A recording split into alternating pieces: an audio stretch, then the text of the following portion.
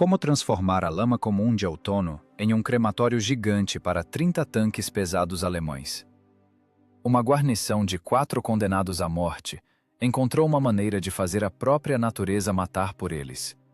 Congelaram a coluna inimiga no gelo de um pântano artificial, para em seguida fuzilarem impiedosamente as máquinas paralisadas, a queima-roupa. Mas esta história não é sobre o heroísmo de fachada que nos ensinam nos livros didáticos. É a verdade suja e brutal das trincheiras, de fazer o sangue gelar. Por esse abate sangrento e genial, mas que não se enquadrava nos regulamentos, o criador da armadilha de gelo foi condenado a uma execução burocrática. O Estado apagou seu nome, enviando-o para uma eliminação sem sentido no moedor de carne da infantaria, sob um sobrenome falso. Saiba como o sistema tritura seus melhores homens, e que desfecho cínico aguardava o herói invisível na Berlim destruída. O uivo dos bombardeiros de mergulho rasga o céu de chumbo de 1941. A terra congelada estremece em um tremor leve e incessante, devido às explosões abafadas das bombas pesadas, que caem além da borda da floresta. Pela posição camuflada dos tanques, as lagartas dos batalhões destroçados em retirada batem sem parar. Pedaços de lama gelada de outono voam debaixo das pesadas rodas de apoio, depositando-se nos rostos acinzentados pela exaustão dos soldados sobreviventes. A guerra cheira a diesel derramado, ao odor acre da pólvora queimada e ao sangue coagulado em capotes imundos. No denso subbosque de abetos repousa um T-34-76, 26 toneladas de desespero, aço blindado e esperanças vazias. É a última máquina operacional do pelotão de tanques.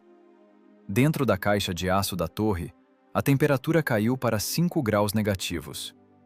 O frio penetra impiedosamente através das jaquetas acolchoadas úmidas e oleosas. O metal congelado queima a pele dos dedos sem luvas. O comandante do pelotão, cujo rosto se transformou em uma máscara negra de fuligem entranhada e privação crônica de sono, salta pesadamente da blindagem para o chão. Seus movimentos são bruscos, tensos. Não há mais tempo para despedidas longas. Ouçam a ordem. 30 tanques alemães estão avançando pela estrada. É a vanguarda. Vocês ficam aqui, até o fim. A voz do oficial é seca, rouca e totalmente desprovida de entonação humana. Não há para onde recuar. 30 contra 1, camarada primeiro-tenente? Responde o comandante do tanque com voz abafada, segurando o corrimão gelado da torre. Cumprir a missão. É uma sentença seca. A aritmética da sobrevivência nesta linha de frente não funciona mais. Um ataque frontal contra 30 dos mais novos tanques médios do inimigo é morte certa em apenas 3 minutos de combate intenso.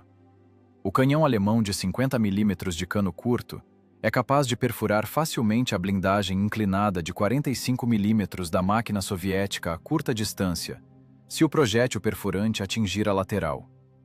O canhão soviético F-34 de 76 mm garante a perfuração das couraças alemãs de lado a lado, mas um único cano é fisicamente incapaz de deter a avalanche de aço que se aproxima.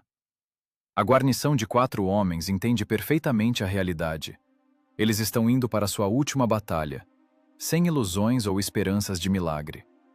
O medo congelou há muito tempo sob o fogo pesado. Restaram apenas o desejo animal de sobreviver e o cálculo matemático frio. O zumbido incessante nos ouvidos, fruto de uma concussão recente, abafa até o ronco compassado do motor diesel. O atirador pressiona o rosto contra a ocular fria da mira. A lente está embaçada pela condensação. Dentro da caixa de aço, cada membro da tripulação é apenas um apêndice biológico da peça pesada. Um pistão vivo, uma alavanca, um sensor. A fadiga paralisa os músculos, mas a forte descarga de adrenalina faz o coração galopar. 30 tanques médios alemães representam mais de 600 toneladas de aço blindado, distribuídas em lagartas estreitas. Seus motores a gasolina rugem poderosamente, queimando centenas de litros de combustível. A largura das lagartas alemãs não fora projetada para o lamaçal do outono russo.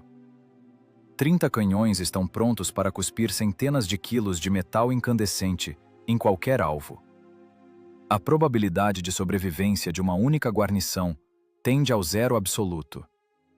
O piloto mecânico Hakim Zan, de 18 anos, escuta o rugido pesado e crescente dos motores alemães. Esse som baixo e vibrante rasteja pela terra úmida, pressagiando uma catástrofe blindada iminente. O jovem ferreiro de Fergana aperta com todas as forças as alavancas de comando geladas, com as mãos esfoladas e sangrentas. Essas manoplas de aço estriadas já se tornaram uma extensão direta de seus próprios músculos, nervos e tendões tensos. Ele conhece bem demais a física do metal, sabe desde a infância o que é a fadiga crítica do aço e como as mudanças bruscas de temperatura são mortais.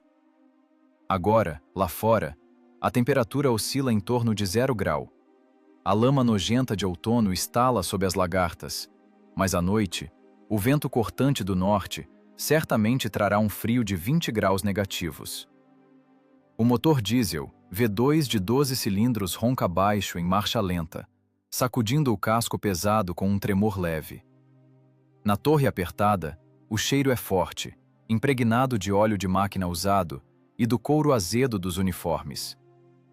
O municiador, em silêncio e com os dentes cerrados, manipula os pesados projéteis perfurantes, acomodando-os cuidadosamente no compartimento de munição no assoalho.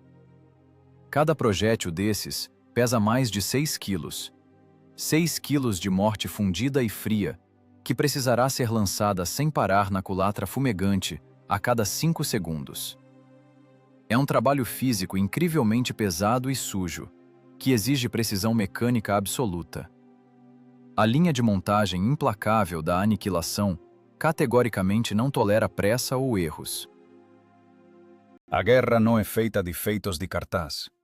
É feita de esforço físico extremo no limite da ruptura da aorta, palmas das mãos esfoladas até o osso e cálculo matemático preciso do setor de tiro. A guerra é lama, gelo e morte. A vanguarda blindada do inimigo aproxima-se rapidamente. O solo úmido começa a vibrar com mais força e insistência.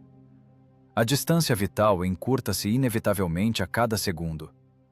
Sobreviver em um confronto direto e aberto é absolutamente impossível. Para tentar equilibrar as chances neste moedor de carne sem esperança, é necessário privar completamente o inimigo de sua manobrabilidade. Hakim Zan aperta os olhos e observa atentamente através da fresta estreita do periscópio a estrada de terra batida lá embaixo, no vale. A trilha lamacenta passa exatamente abaixo de uma antiga e maciça represa de terra que retém as águas de chumbo de um açude profundo. Essa dobra topográfica natural do terreno é a armadilha mortal ideal. E se, agora mesmo, as leis implacáveis da termodinâmica e a crueldade do inverno russo forem forçadas a trabalhar para um único tanque ferido, a guarnição terá uma chance minúscula e fantasmagórica de sobreviver a este amanhecer sangrento. O amanhecer sangrento é cancelado se a água e o frio golpearem primeiro. O piloto mecânico Hakim Zan recupera o fôlego e vira-se bruscamente para o comandante. No cérebro inflamado do jovem ferreiro de Fergana surgem as duras lições de seu pai. O metal vive de acordo com suas próprias leis imutáveis. O aço odeia mudanças bruscas de temperatura, e a água, ao congelar, expande-se rapidamente, travando mortalmente qualquer mecanismo móvel. É física elementar, que agora deve se tornar uma arma de destruição em massa. Uma solução de engenharia para um problema impossível, através do controle dos próprios elementos. A represa. O açude de terra no vale, perto da estrada. A voz do mecânico falha em um sussurro seco, por entre o estrondo monótono do diesel. O quê? O comandante aperta os olhos com esforço, limpando com a luva áspera o suor acre misturado com fuligem. Vamos explodir a represa, inundar a estrada. À noite vai bater -20. As lagartas deles vão congelar no gelo de vez. Vamos pará-los apenas com o gelo. Vamos apodrecê-los no pântano. Dê a partida. O motor diesel V2 de 12 cilindros ruge furiosamente, cuspindo uma fumaça azulada e espessa no ar gelado. 26 toneladas de aço blindado soviético arrancam bruscamente. O T-34 atravessa o subbosque de abetos com um estrondo metálico ensurdecedor, avançando em linha reta em direção ao antigo aterro de terra. As lagartas largas de meio metro amassam com confiança a lama gelada de outono. Ao contrário das lagartas estreitas alemãs, projetadas para solos europeus compactos, a máquina soviética mantém a tração firme no solo viscoso de novembro. A transmissão uiva sob a pressão de cargas extremas. Mas o tempo é catastroficamente curto. O ronco baixo dos motores alheios cresce implacavelmente vindo do oeste. A coluna alemã já está entrando no amplo vale. O tanque freia bruscamente na borda do açude, travando os freios. A guarnição salta para fora, caindo sob o vento cortante do norte. Nas mãos dos soldados, picaretas pesadas e bananas de dinamite são seguradas com firmeza. A água no antigo açude é negra, gelada, espessa como óleo combustível. A preparação de uma emboscada não é magia militar nem astúcia de Estado-Maior tirada de manuais táticos. É um trabalho exaustivo, forçado, no limite da exaustão física total. Os soldados atacam com fúria a terra congelada da represa. As picaretas pesadas ricocheteiam com um baque surdo na crosta de gelo dura, soltando faíscas foscas. As mãos esfolam-se instantaneamente no cabo de madeira áspero. A pele das palmas rompe-se. O sangue quente mistura-se com a lama gelada, tornando a pegada escorregadia e incerta. Os homens respiram com dificuldade, engolindo sofregamente o ar gelado e cortante. O coração bate na garganta, pombeando sangue espesso de adrenalina. O municiador arranca as unhas, colocando com as mãos nuas e feridas os blocos amarelos de explosivo no nicho cavado. O estopim chia brevemente, lançando um feixe de faíscas brilhantes no crepúsculo. Recuar! Para a máquina! Um impacto forte e seco sacode o vale. Uma coluna de terra congelada e água negra sobe como um chafariz pesado no céu cinzento de novembro. A represa de terra foi rompida. O fluxo ruginte de água gelada desaba com um ruído furioso sobre a estrada de terra batida. Toneladas de água gelada misturam-se imediatamente com um profundo lamaçal de outono. A trilha transforma-se quase instantaneamente em uma massa de lama intransponível e viscosa, com mais de 1 metro de profundidade. O cálculo de engenharia é preciso. A armadilha fechou-se. Encostas íngremes e intransponíveis nas laterais. À frente, um pântano artificial sem fundo. Agora é necessário esconder o instrumento de morte. O T-34, uivando com esforço nas embreagens laterais, sobe de marcha a ré até uma posição elevada que domina o vale. A guarnição volta a pegar as pás. A terra não cede. Não é solo. É um monólito de concreto, endurecido pelas primeiras geadas noturnas. Cada movimento brusco ecoa com uma dor aguda nas articulações travadas.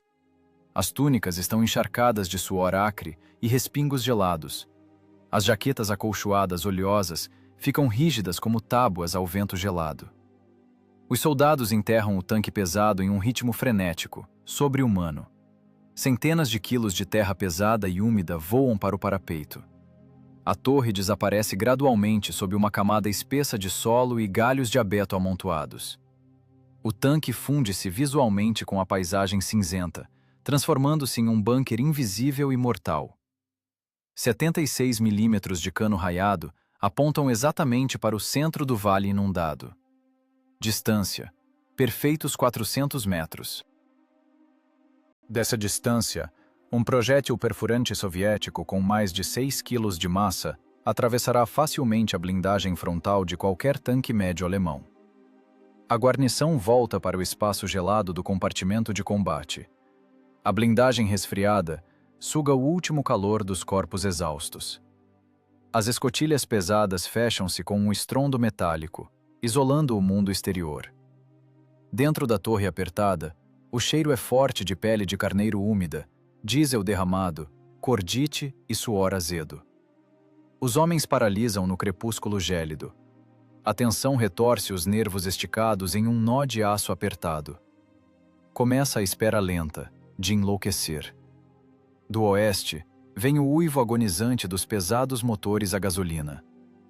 A armada de aço entra pesadamente nas redes armadas, sem suspeitar que a natureza cega já está começando seu trabalho destrutivo. A natureza cega começa seu trabalho destrutivo exatamente no momento em que o tanque de vanguarda da coluna inimiga entra no vale inundado. O crepúsculo engole os contornos das 30 caixas de aço pesadas e angulares. Os motores de 12 cilindros rugem com uma histeria crescente, tentando empurrar a massa de metal para frente. Os pilotos mecânicos das máquinas blindadas pisam instintivamente no acelerador, tentando atravessar o obstáculo de uma vez. As lagartas estreitas alemãs, projetadas por engenheiros para estradas europeias ideais e solos firmes, amassam de forma absolutamente impotente a massa viscosa do pântano artificial.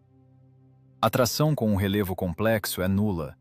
O aço liso desliza em falso na lama gelada e líquida.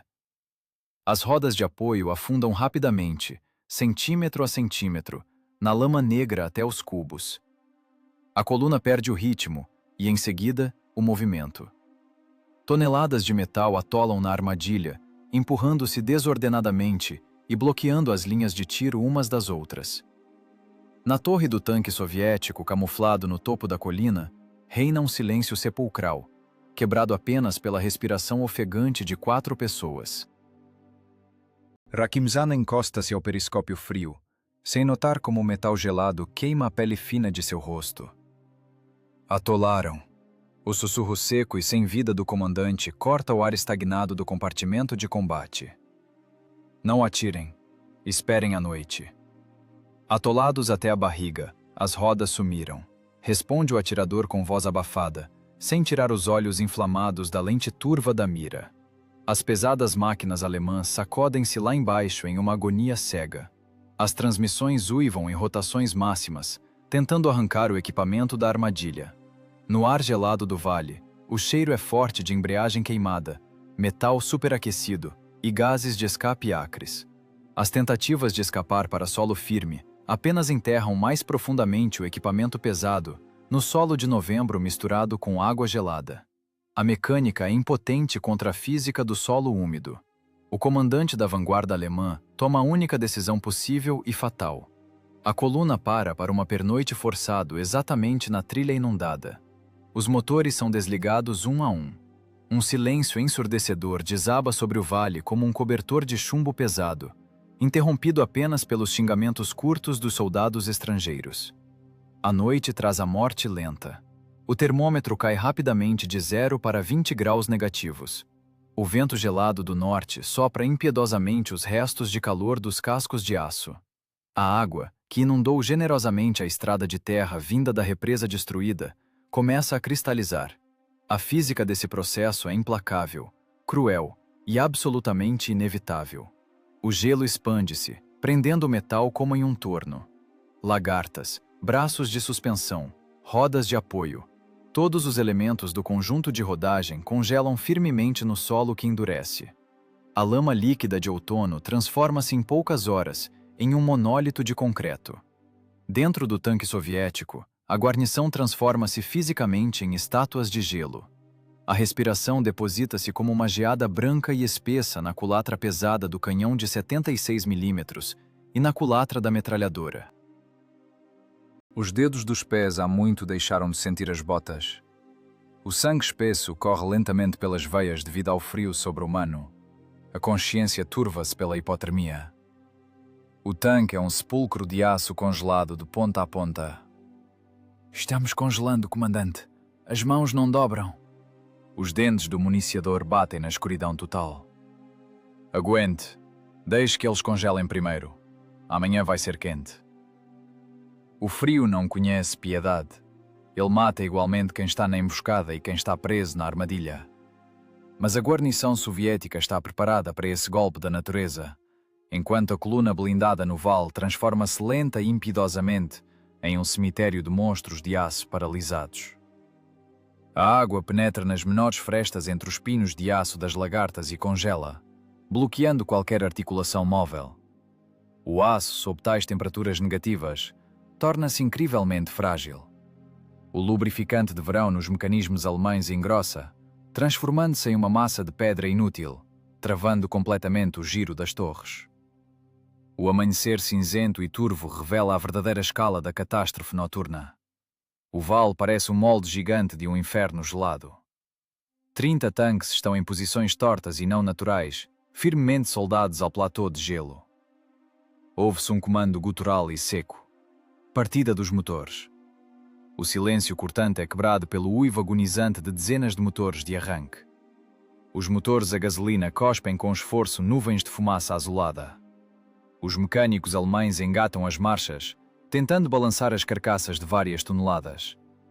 As máquinas de aço tentam arrancar. Um momento de silêncio sinistro. Então, o vale é sacudido por um estalo seco e cortante, como um disparo de canhão. Não são disparos de artilharia. É o metal congelado rompendo-se. As lagartas esticadas ao limite estouram sob a tensão monstruosa. A aderência das rodas de aço com a terra de concreto congelada revela-se muitas vezes mais forte do que a resistência estrutural do aço. As esteiras das lagartas, com um tinido ensurdecedor que corta os ouvidos, voam em pedaços, chicoteando a blindagem. As rodas motrizes giram impotentes em falso, arrancando os dentes e soltando feixes de faíscas do cascalho de gelo duro. Estão arrebentando! As lagartas estão estourando nas costuras! Grita Hakimzan, agarrado com os dedos brancos de frio às alavancas de comando geladas. Lá embaixo, começa o caos absoluto. As escotilhas pesadas abrem-se às pressas. Tanquistas alemães em capotes curtos de lã caem sobre o gelo escorregadio. Eles agitam-se ao redor das máquinas paralisadas, batem desesperada e freneticamente com picaretas de aço nas rodas congeladas, tentando quebrar o gelo. O uivo desesperado dos motores trabalhando no limite mistura-se com gritos de pânico e o estrondo das lagartas estourando. O punho blindado de ataque transformou-se em um alvo imóvel e indefeso. 30 caixas de aço estão firmemente acorrentadas ao chão, privadas de sua principal vantagem, a manobra. A armadilha de gelo fechou-se definitivamente. E agora, para a exausta guarnição do tanque, chega o momento de transformar esse frio glacial e mortal em um fogo incandescente, que queima tudo em seu caminho. O fogo incandescente rasga a manhã gelada com uma única palavra curta e impiedosa. Fogo! Ruge o comandante, forçando as cordas vocais já rompidas. O impacto surdo e seco do pedal de disparo. O canhão de 76 milímetros cospe uma coluna de chama amarela ofuscante. 26 toneladas do tanque soviético estremecem com um recuo monstruoso. A caixa de aço salta bruscamente no parapeito congelado, sacudindo os galhos de abeto da camuflagem. O projétil perfurante de mais de 6 quilos, a uma velocidade de 660 metros por segundo, atravessa o ar denso e gelado. A distância de 400 metros é percorrida em frações de segundo. A pesada massa de aço, com um estalo ensurdecedor e nauseante, crava-se na lateral plana do tanque médio alemão de vanguarda. A blindagem Krupp não resiste ao impacto cinético focado. A explosão da munição dentro da máquina arranca instantaneamente a torre de várias toneladas de seu suporte, lançando-a sobre o tanque vizinho. O metal derrete, transformando a máquina de vanguarda em uma tocha de gasolina ruginte. Dentro do T-34 camuflado, começa uma linha de montagem de aniquilação implacável e mecânica. A mecânica deste combate não deixa tempo para reflexão ou medo. O medo congelou há muito tempo. Restaram apenas a raiva e os reflexos de homens exaustos. Perfurante! Late o comandante por entre o zumbido crescente nos ouvidos. Pronto! Ruge o municiador com voz abafada. Este homem não tem mais nome. Ele é um pistão biológico, um mecanismo vivo e martirizado com as mãos esfoladas em sangue. A cada 5 segundos, ele arranca do compartimento de munição no assoalho um pesado cartucho unitário. Vira-se com dificuldade no espaço apertado do compartimento de combate e, com força animal, o introduz na culatra fumegante. Clac! O ferrolho bate vorazmente, trancando a morte no cano. Outro disparo. O recuo do canhão lança com um estrondo a cápsula de latão disparada no chão de ferro, adicionando à caixa apertada uma nova porção de gases de pólvora acres e tóxicos. O ventilador no teto da torre não dá conta da exaustão. O ar engrossa, transformando-se em uma névoa azulada sufocante. Os tanquistas sufocam, tossem pesadamente, engolem o vapor ácido da cordite, mas a linha de montagem mortal não para por um único segundo. O frio noturno da torre congelada é rapidamente substituído pelo calor insuportável e sufocante da culatra incandescente. O tanque transforma-se em um forno apertado e em chamas. Explosivo! À direita, 005! Fogo! Mais um estrondo monstruoso, fazendo com que um sangue escuro e espesso comece a escorrer do nariz do atirador. Ele opera com uma precisão cirúrgica e cruel. Cada acerto é um clarão ofuscante na baixada inundada. Cada erro são segundos perdidos da própria vida, cujo tempo se esgota rapidamente. A coluna alemã lá embaixo se agita em uma armadilha mortal sem saída. Os monstros de aço, imobilizados, tentam revidar. As tripulações inimigas, frenéticas e ferindo as mãos nos comandos, giram os volantes dos mecanismos de rotação, tentando apontar seus canhões para o ninho de fogo na colina. Mas a armadilha de gelo dita suas regras implacáveis. Devido aos sulcos profundos e ao relevo irregular do fundo da baixada, os tanques presos no gelo estão irremediavelmente inclinados. Os ângulos de elevação das armas são criticamente limitados pela própria física do terreno. Os canos apontam impotentes para o céu cinzento, ou enterram-se estupidamente na lama endurecida. Os setores de tiro estão bloqueados permanentemente por suas próprias carcaças em chamas. O canhão soviético, metódico como um pesado martelo de ferreiro, crava pregos incandescentes na tampa deste gigantesco caixão de gelo. Os projéteis rasgam a blindagem lateral em farrapos, arrancando feixes de faíscas. Hakim-Jan agarrou as alavancas de controle com uma força desesperada. Sua tarefa agora é manter a pesada máquina no lugar, amortecer a vibração do disparo contínuo, sentir fisicamente o tremor do metal ferido. Ele observa pela fenda estreita do periscópio o resultado de suas próprias mãos. As leis da termodinâmica funcionam de forma infalível e terrível. O gelo noturno prendeu as lagartas de aço, e agora, o fogo implacável devora a blindagem. Os tanques alemães em chamas transformam rapidamente a estreita baixada em um único e gigante crematório. A temperatura lá embaixo sobe vertiginosamente a cada segundo. Pelo calor insuportável de dezenas de máquinas ardendo, o gelo ao redor das rodas de apoio começa a derreter rápido, misturando a água suja com óleo de motor vazado e sangue humano. O pânico nas fileiras inimigas atinge o limite absoluto. Tanquistas em macacões em chamas saltam das máquinas atingidas, tentando rastejar na lama gelada, mas são imediatamente cobertos por um fogo de fragmentação impiedoso. "Perfurante! Agora!" ruge o comandante, limpando o suor sangrento da testa. O municiador desaba pesadamente de joelhos, deixando cair no chão o estojo escorregadio de suor. Os músculos das costas se contraem em uma cãibra dolorosa e dilacerante. O zumbido nos ouvidos funde-se em um coro único, monótono e agudo. Mais um disparo sacode a colina. 12 máquinas inimigas já se transformaram para sempre em fogueiras fumegantes e retorcidas. Mas a resistência física da tripulação soviética está no limite extremo. Não há absolutamente nada para respirar dentro da torre. Os pulmões ardem como fogo a cada inspiração espasmódica. Parece que a vitória está próxima, que este fuzilamento continuará até a aniquilação total da coluna. Mas as ilusões na guerra não duram mais do que o clarão de um disparo. As tripulações alemãs sobreviventes na retaguarda da coluna finalmente se recuperam do choque inicial. Os atiradores inimigos encontram as zonas cegas, alinham as torres e, com um estrépito metálico, socam os pesados projéteis perfurantes nas culatras.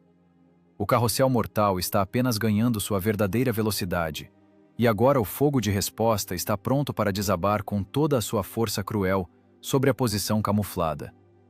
O fogo de resposta desaba sobre a posição camuflada com um uivo ensurdecedor de ar rasgado. As tripulações inimigas sobreviventes na retaguarda da coluna sacodem o torpor e localizam o alvo. Projéteis perfurantes de 50 milímetros caem concentrados ao redor da colina, erguendo fontes de terra congelada misturada com neve e raízes arrancadas de abetos. A terra estremece com os impactos surdos e contínuos. Os atiradores alemães batem metodicamente, tateando os pontos vulneráveis no abrigo de terra da máquina soviética. Um silvo agudo e súbito é interrompido por um estrondo metálico monstruoso. Um clarão ofuscante de luz branca dentro da torre. O tempo para instantaneamente e depois se comprime em um nó apertado de dor. Um projétil perfurante com massa superior a 2 quilos, a uma velocidade de quase 1000 metros por segundo, atinge exatamente a bochecha da torre do T-34. O aço temperado soviético resiste ao impacto cinético direto, e o projétil ricocheteia, mas as leis da física cobram seu tributo sangrento. A energia monstruosa do impacto é transmitida para dentro da caixa de aço. Do lado interno da placa de blindagem, estilhaços de aço afiados se soltam com um estalo seco. A metralha letal atinge o compartimento de combate em leque. O atirador, com um gemido surdo, cai de lado, agarrando o rosto. Entre os dedos sujos, o sangue escuro e espesso pulsa em jatos. Estilhaços secundários da blindagem cravaram-se na pele desprotegida. O mecânico condutor Hakim Jan recebe a onda de choque brutal que percorreu todo o casco do tanque. Ele é arremessado para a frente com força. Sua cabeça, protegida pelo capacete, choca-se com um estalo seco contra as alavancas de aço. Um zumbido ensurdecedor e agudo preenche instantaneamente o crânio, expulsando todos os sons da batalha. Sangue morno escorre dos ouvidos. A concussão transforma a realidade em um carrossel lento e viscoso de náusea e desorientação. Está vivo? Através do algodão denso da concussão, rompe o grito distorcido do comandante. Continuamos atirando! Ruge o atirador, cuspindo uma espuma vermelha e espessa no chão de ferro e pressionando o rosto ferido contra o protetor ocular da mira. A fúria animal e o puro instinto de sobrevivência suprimem completamente o choque da dor. A tripulação ferida funde-se com sua máquina danificada em um único organismo letal. O tanque são 26 toneladas de aço fustigado, e as alavancas e volantes agora servem como extensão direta das mãos esfoladas e dos rostos arrebentados. O mecânico condutor, engolindo sangue, segura os controles com um aperto firme, não deixando o motor diesel morrer. Dentro da torre, há uma fumaça de pólvora densa e impenetrável. Praticamente não resta oxigênio. Os homens sufocam, as caixas torácicas ardem a cada respiração, mas a engrenagem da morte é acionada em novas e extremas rotações. Explosiva! Carregar! Late o comandante, segurando o ombro do atirador que fraqueja. Pronto! O municiador trabalha como um mecanismo avariado, mas que não parou, lançando projéteis de 6 quilos na culatra incandescente. Disparo. Outro clarão rasga a penumbra cinzenta de novembro. O canhão soviético bate em um ritmo frenético, enviando projétil após projétil contra a massa aglomerada de blindados inimigos. Um acerto. Mais um acerto. Os tanques alemães inflamam-se um após o outro, como fósforos em uma poça de gasolina. Explosões de munição dentro das máquinas inimigas arrancam torres de várias toneladas, arremessando-as a dezenas de metros. Chamas negras e densas irrompem com o rugido dos compartimentos de motor perfurados. O calor na baixada atinge níveis críticos. O gelo que prendia as lagartas do inimigo começa a derreter rapidamente sob o efeito das temperaturas infernais do metal ardente. A crosta dura transforma-se novamente em uma lama viscosa e fervente, misturada com combustível e sangue dos tanquistas alemães mortos. As máquinas sobreviventes tentam se debater nessa mistura mortal, estalando lagartas rompidas, mas apenas se enterram mais fundo no pântano derretido. O inimigo está condenado, mas sua agonia é mortalmente perigosa. Novos projéteis, uivando, rasgam o parapeito ao redor do tanque soviético. A terra desmorona, expondo as laterais de aço do T-34. Cada novo impacto na blindagem ecoa dentro do compartimento de combate como um sino fúnebre contínuo. O som do metal batendo mistura-se com os gemidos da tripulação, os gritos de comando e o cheiro pesado de cordite. Mais um golpe na placa frontal. A blindagem aguenta, mas dentro do tanque, o suporte do compartimento de munição se solta. Projéteis pesados espalham-se com estrondo pelo chão de ferro estriado. O municiador cai de joelhos diretamente sobre os estojos, esfolando a pele, e, freneticamente, pelo tato na fumaça densa, agarra o metal frio de mais um tiro. A tripulação trabalha no limite absoluto da resistência muscular.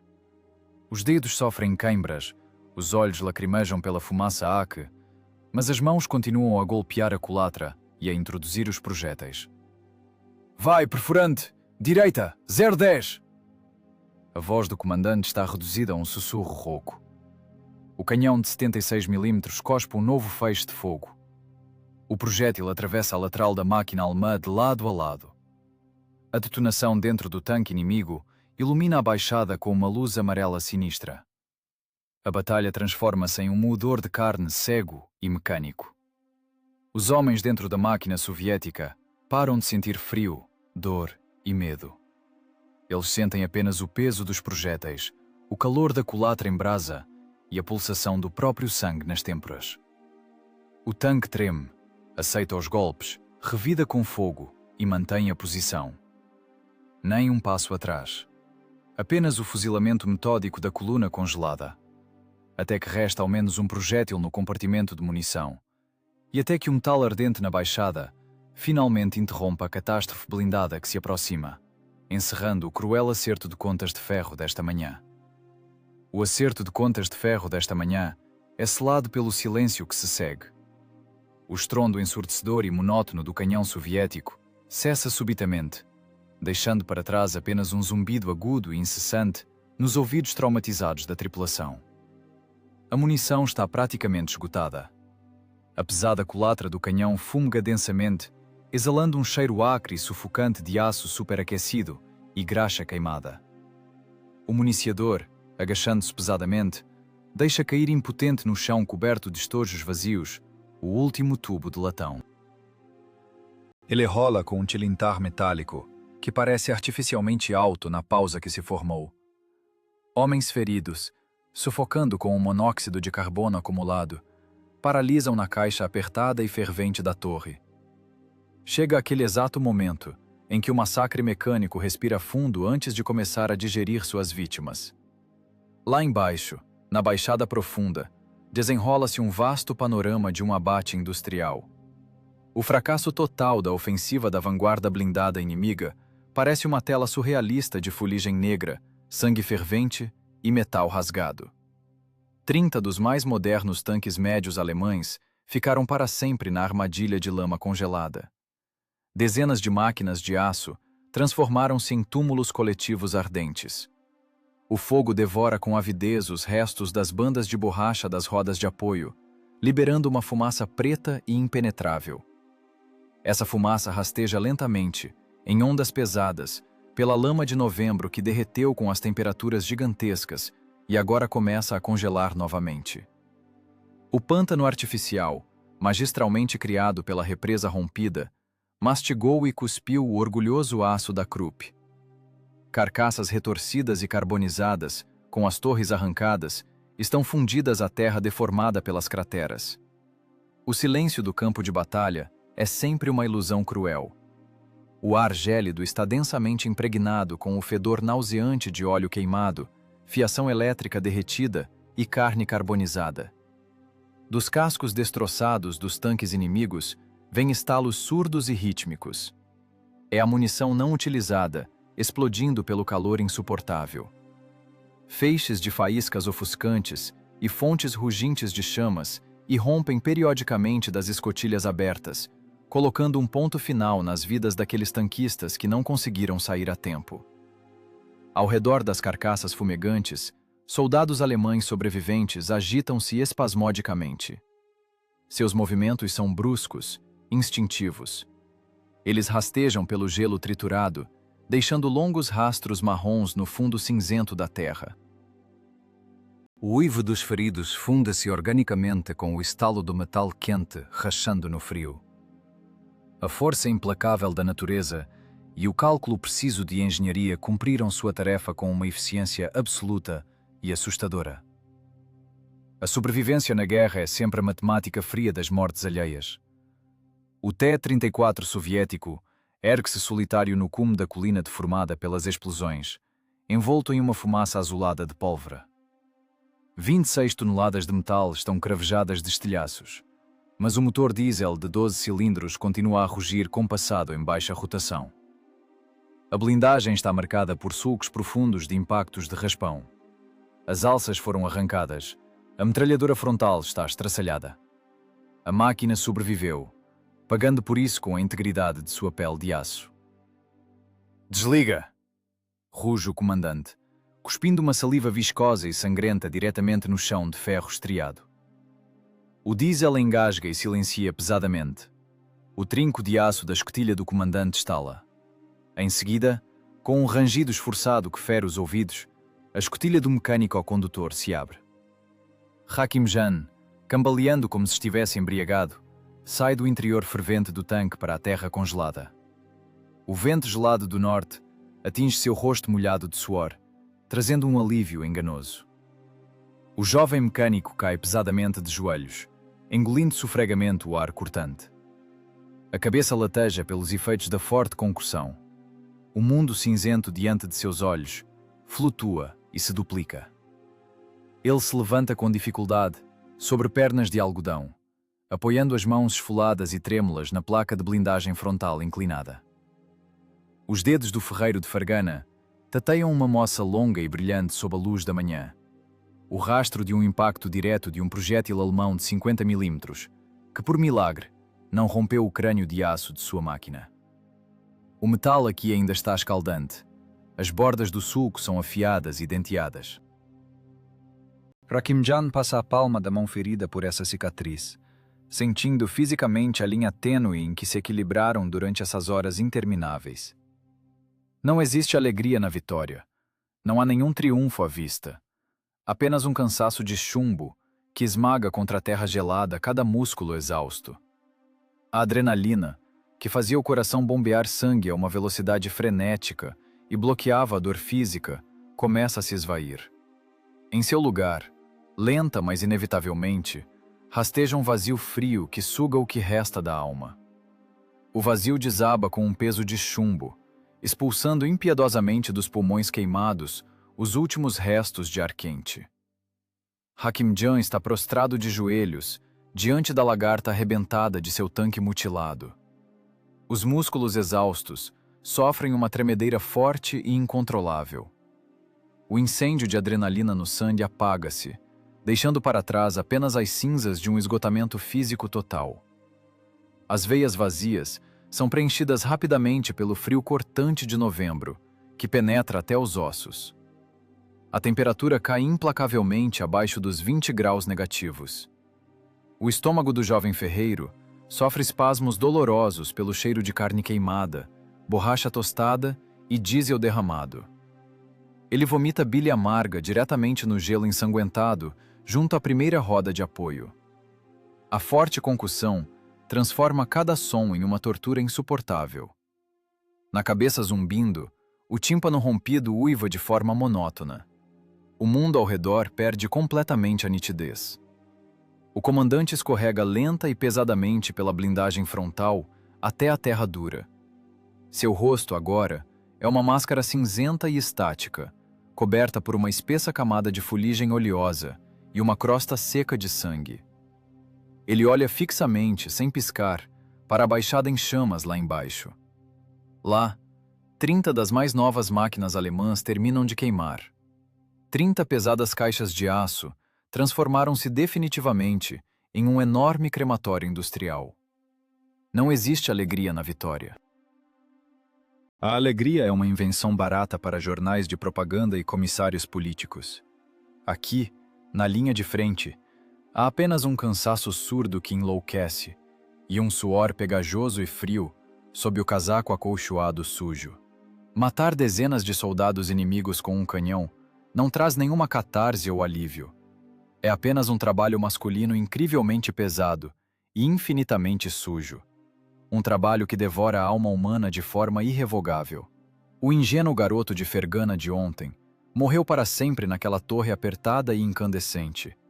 Em seu lugar, restou apenas um mecanismo biológico vazio, esvaziado pela guerra. Um mecanismo que só sabe puxar com força as rígidas alavancas de aço e esmagar friamente ossos alheios com as pesadas lagartas. Um cigarro. Me arranja um, balbucia rouco o atirador ferido.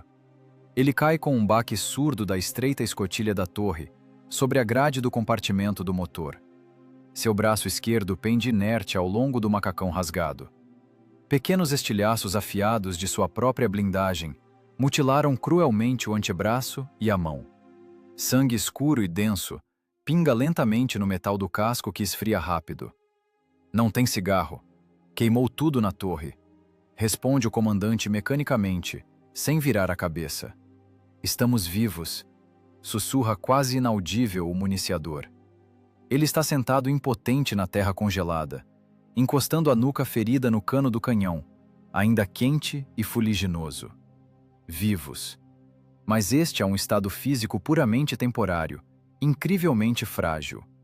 O vento gelado do norte ganha força, lançando contra os rostos exaustos uma neve granulada e cortante.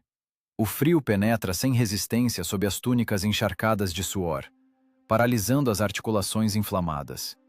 Surge um desejo doloroso, quase animal, de simplesmente cair de peito sobre a blindagem perfurada, que ainda guarda o calor interno. Fechar os olhos e fundir-se para sempre com esse ferro que esfria. Desligar a consciência sobrecarregada. Mas dormir é proibido. O moedor de carne implacável nunca tolera pausas longas. A floresta de abetos densa e sombria, eriçada com galhos mortos ao redor da colina, guarda um silêncio hostil. Cada sombra negra entre as árvores pode esconder uma patrulha de infantaria alemã sobrevivente, ou um observador de artilharia. A coluna blindada destruída é apenas a vanguarda apressada de um agrupamento maior. Atrás deles, virão outros soldados, ainda mais furiosos. O enorme mecanismo de aço parou apenas por um breve instante, antes de um novo golpe esmagador. O canhão não está em condições de combate. Munição zero. Relata o municiador de forma monótona, cuspindo na neve suja. O fecho da culatra travou pelo calor extremo. A máquina anda? O comandante, com um esforço visível, vira a cabeça pesada para Hakim-Jan. Seu pescoço move-se com dificuldade, como uma dobradiça enferrujada. O mecânico condutor, superando a náusea, assente lentamente. Com esse movimento fraco, o mundo cinzento diante de seus olhos volta a girar em uma rotação nauseante. Queimamos a embreagem principal. As transmissões laterais estão uivando, mas o diesel ainda aguenta. Nós vamos sair. Ligue o motor. Vamos recuar para as nossas linhas. O T-34 são 26 toneladas de aço soviético mutilado, mas que não se rendeu. A tripulação, com uma dificuldade sobre-humana, ajudando-se uns aos outros, entra de volta na caixa de aço apertada, impregnada com o cheiro de pólvora e sangue fresco. Cada movimento brusco causa uma dor física aguda. Hakim-Jan agarra novamente as alavancas de controle rígidas. O motor de arranque elétrico geme com esforço. O motor potente responde com uma tosse metálica, expelindo uma nuvem espessa de fumaça acre, e finalmente engata um ritmo constante. O tanque, com o estrépito pesado das lagartas, arranca do local marcado por crateras.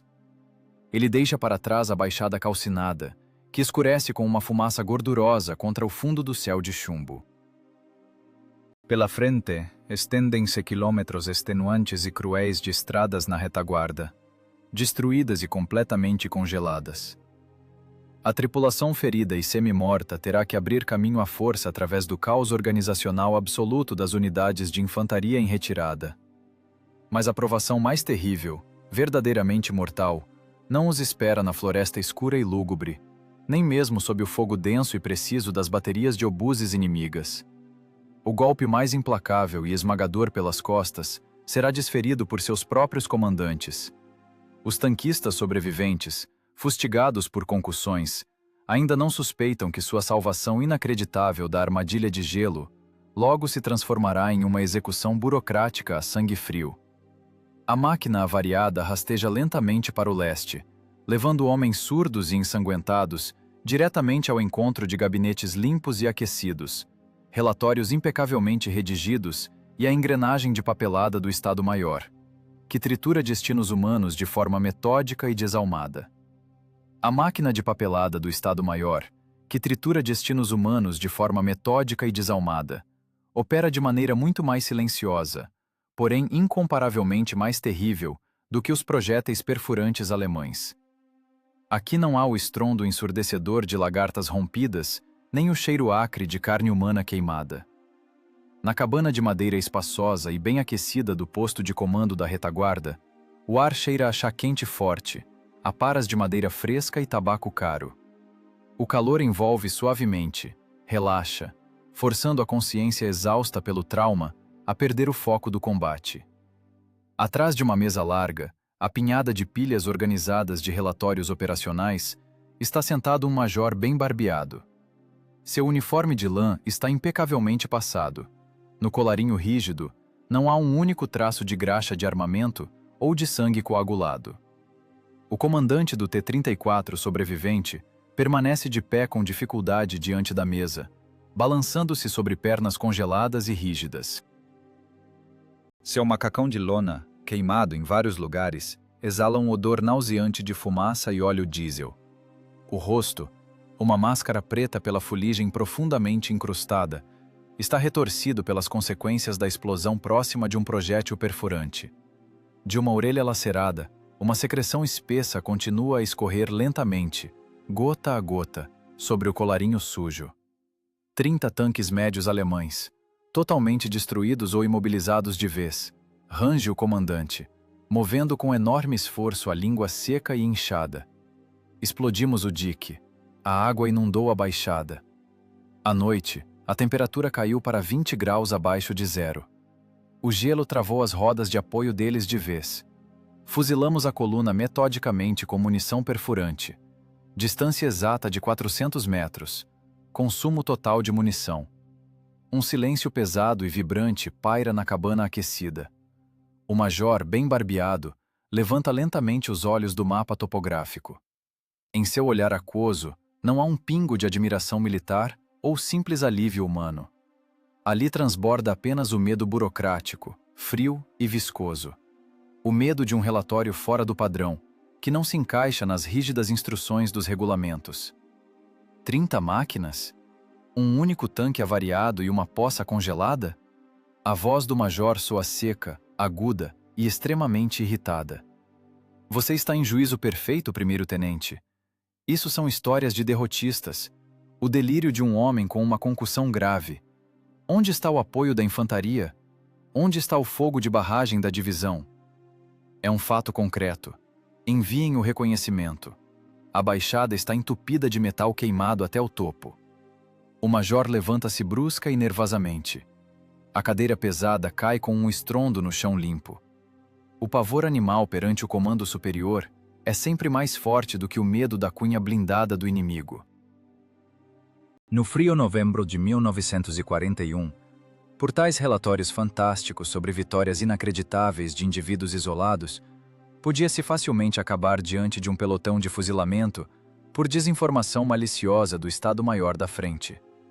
O sistema exige ações de massa coordenadas e compreensíveis, não improvisações geniais de engenharia de um piloto mecânico de 18 anos totalmente desconhecido. Acreditar que as leis banais da física e a audácia calculada de um jovem uzbeque pararam uma vanguarda blindada significaria admitir abertamente a total incompetência tática de divisões inteiras em retirada.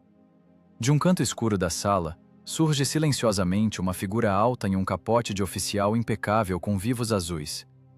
O homem do Departamento de Segurança do Estado, em silêncio, perscruta o tanquista ferido com um olhar pesado e fixo. Esse olhar pressiona mais do que um projétil perfurante alemão.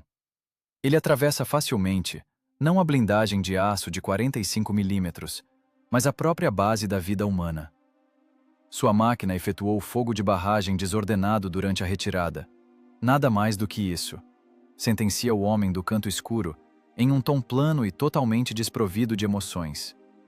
O dique de terra foi destruído por um impacto acidental de uma bomba pesada da aviação alemã. A coluna inimiga atolou por sua própria estupidez tática. Você me entendeu com clareza absoluta, camarada primeiro-tenente? O comandante do tanque cerra convulsivamente os punhos esfolados em carne viva. Um espasmo de fúria impotente e cega aperta sua garganta inflamada. Ele quer gritar sobre as mãos rasgadas do municiador, sobre a mira do artilheiro banhada em sangue, sobre como o jovem Hakim-Jan arrancou com os dentes o tanque avariado sob o fogo cerrado. Mas as palavras travam na laringe. O cano pesado da pistola no coldre de couro do agente do Departamento Especial é o único argumento real naquela maldita sala quente. A verdade suja das trincheiras estraçalha-se com um tilintar pífio contra a parede monolítica do instinto burocrático de autopreservação. O major pega um lápis vermelho grosso da mesa polida. Esse simples pedaço de madeira torna-se agora muito mais terrível do que qualquer arma antitanque. O grafite vermelho, com um estalo seco e asqueroso, crava-se no papel denso da folha de recomendação. Um movimento curto e brusco. Uma linha vermelha grossa risca impiedosamente para sempre o sobrenome do ferreiro genial de Fergana. O fronte de papel, categoricamente não tolera nomes complexos e histórias de trincheira complicadas.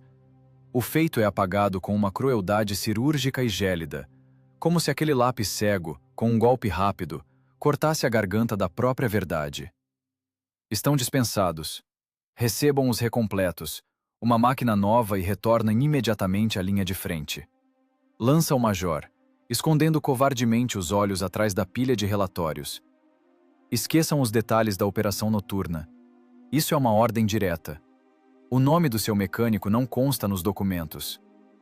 O tanquista vira-se sobre pernas rígidas e sai da cabana em silêncio. O golpe pelas costas foi desferido. A porta pesada fecha-se com um baque surdo, cortando para sempre a tripulação de sua própria vitória. Na rua escura, eles são recebidos novamente pelo vento noturno cortante e pela estrada de gelo infinita, deformada pelas lagartas. A execução burocrática terminou com sucesso, mas a guerra real, sem rosto e indiferente aos nomes roubados, não dá um minuto de trégua. A guerra infinita realmente não dá trégua, devorando impiedosamente os nomes autênticos apagados nos estados maiores e cuspindo, em seu lugar, números de inventário sem rosto das cadernetas militares. Nas pastas empoeiradas, cheirando a lacre e cola, da reserva de pessoal de 1942, ocorre um roubo rotineiro e cínico da personalidade humana.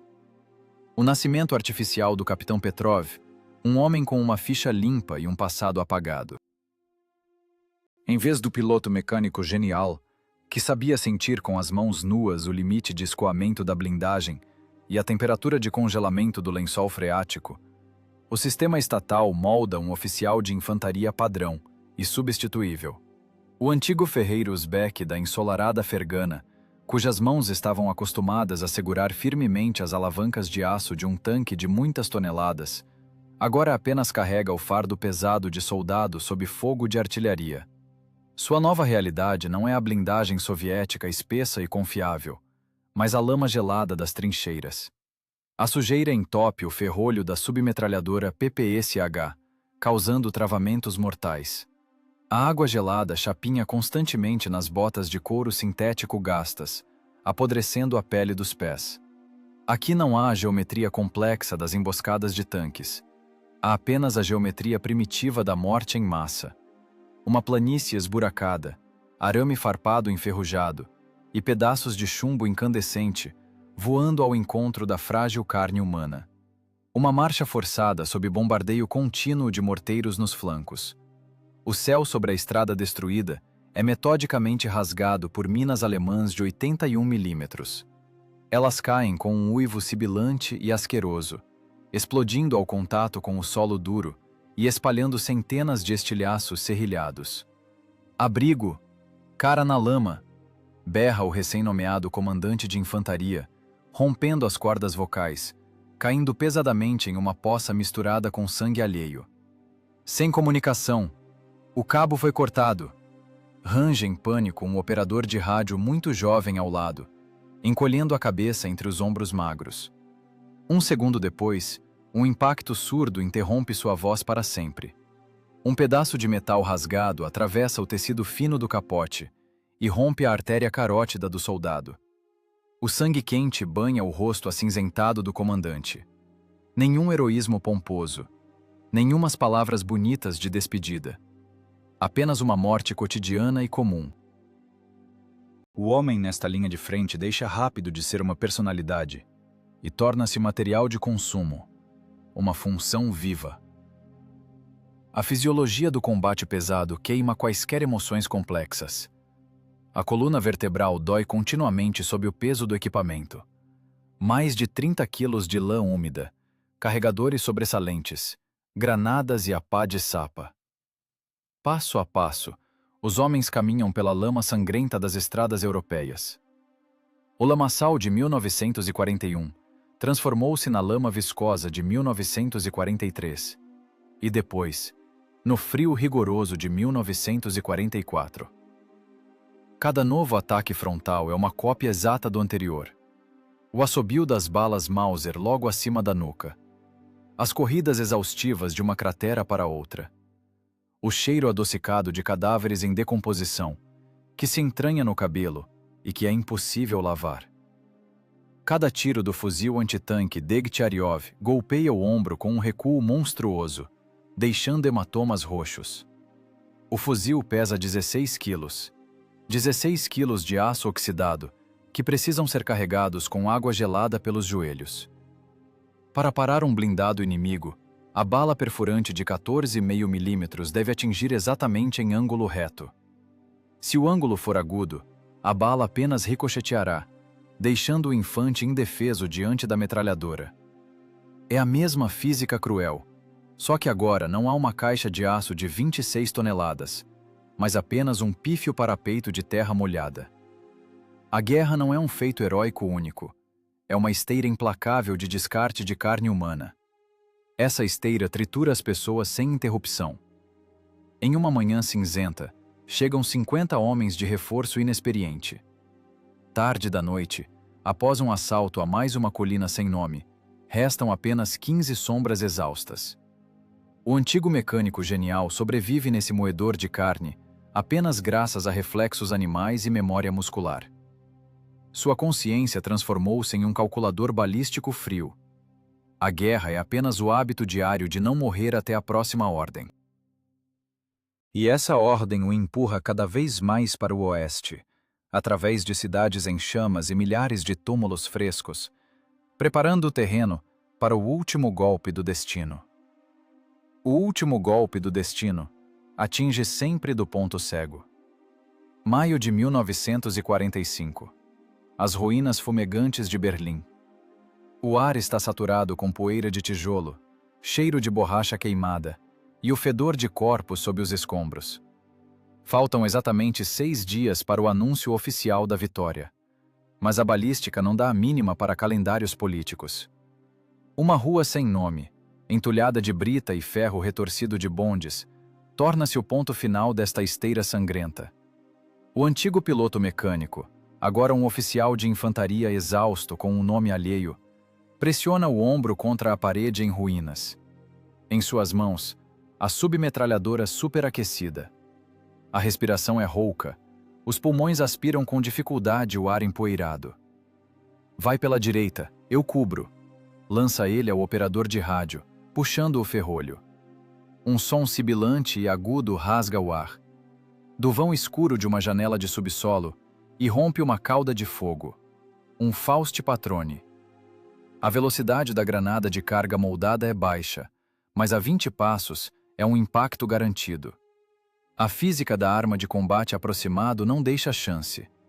O projétil de 3 quilos choca-se contra a alvenaria exatamente a meio metro da cabeça do combatente. Detonação instantânea.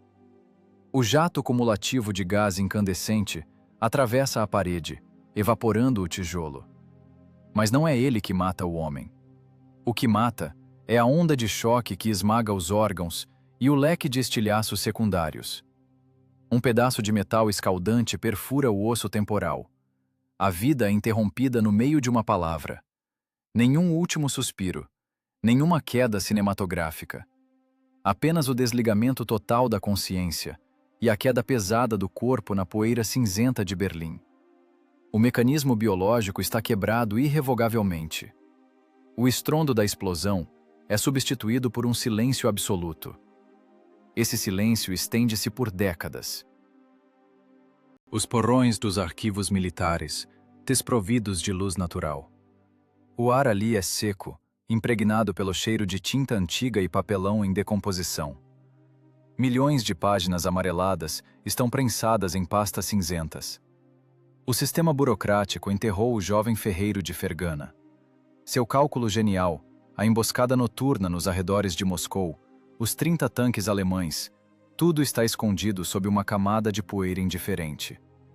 A identidade roubada do capitão Petrov repousa em uma vala comum, e o nome autêntico permanece riscado pelo lápis vermelho. A máquina de papel funciona perfeitamente, bloqueando a verdade. Mas o tempo destrói até as mais fortes barragens da burocracia. Ano de 2014. O estalo de um antigo selo de lacre sendo rompido em uma sala de leitura do Ministério da Defesa. Mãos humanas abrem uma pasta frágil de 1941. Os olhos do pesquisador deslizam pelos relatórios secos. O traço vermelho grosseiro, que riscou o sobrenome na folha de recomendação, salta aos olhos como uma ferida fresca. A mentira conservada por 7 décadas começa a desmoronar. A mecânica da justiça histórica é acionada com a força de um documento de arquivo. A verdade sobre o garoto uzbek, que parou uma armada de tanques com o conhecimento das leis da termodinâmica e água gelada, rompe o bloqueio.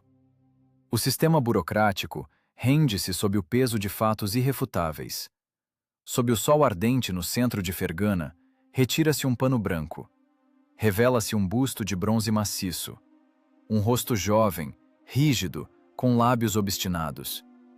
O metal com o qual ele trabalhou na forja do pai, o metal que ele arrancava com as mãos nuas no tanque gelado, agora está para sempre congelado em seus próprios traços. A tragédia do gênio não reconhecido, triturado pelo moedor de carne militar, completa seu ciclo. O antigo soldado perdeu sua batalha contra o sistema, mas venceu o próprio tempo de forma absoluta. Metal frio, fatos de concreto armado e uma vontade animal de viver. Ponto final.